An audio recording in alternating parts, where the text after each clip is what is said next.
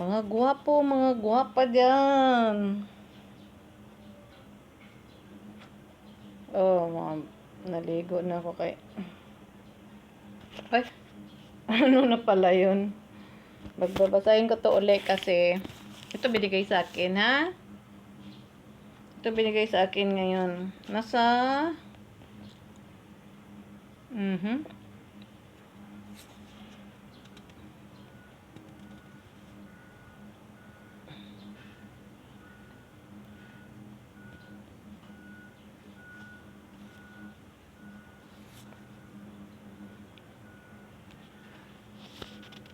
Ito ba to?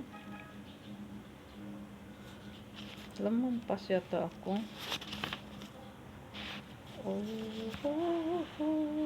Dito pala sa 3. Ito. Binigay ko na to eh. Aba, binigay ko na to eh.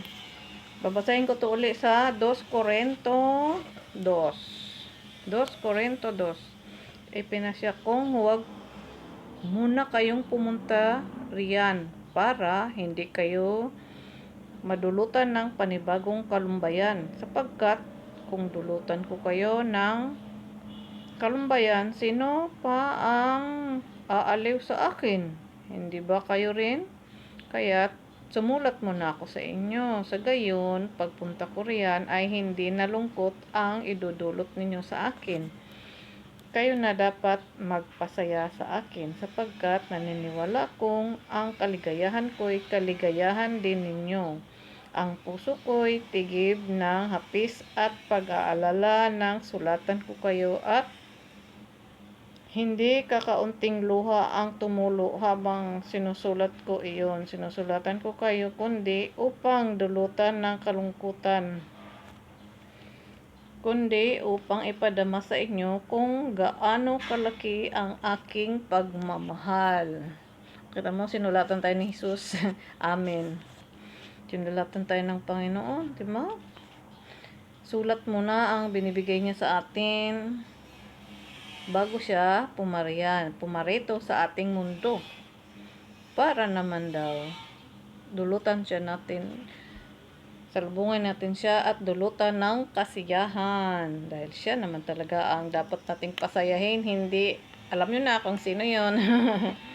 Dapat ang Panginoon ang ating pasayahin sa bawat araw ng ating buhay. Mahalin natin ang ating Panginoong lumikha sa atin at nagbigay sa atin ng buhay, di ba? Sino ba ang dapat nating paligayahin? Di ang Panginoon sa bawat araw ng ating mga buhay-buhay. Kung kayo may mga asawa, asawa nyo. Kung may mga anak kayo, mga anak nyo rin. Pero unahin muna natin ang Panginoon, di ba? Ang nakasulat dito, kaligayahan din ninyo ang puso ko'y tigib ng hapis, at pag-alala ng sulatan ko kayo, at hindi kakaunting luha ang tumulo habang sinusulat ko. Kasi nahabag talaga ang Panginoon sa atin. Ay gusto niya,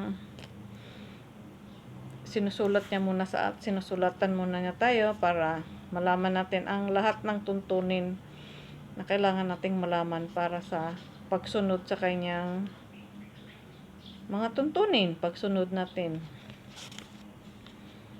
Hindi ba natin to naunawaan, mga gwapo, mga gwapa? Sinulat niya to sa atin, Sinulat. Kaya lahat ng